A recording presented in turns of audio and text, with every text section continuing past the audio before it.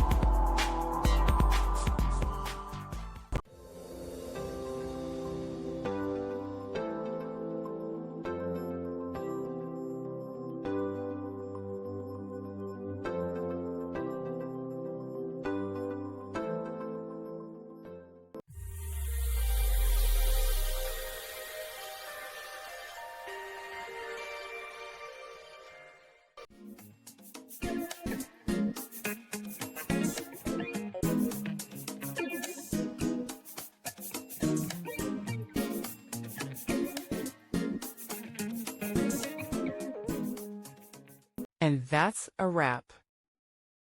I hope you found the answer you were looking for. If you did, take a second to hit that subscribe button. It really helps out. And let me know in the comments which solution worked best for you. See you next time in the debug zone.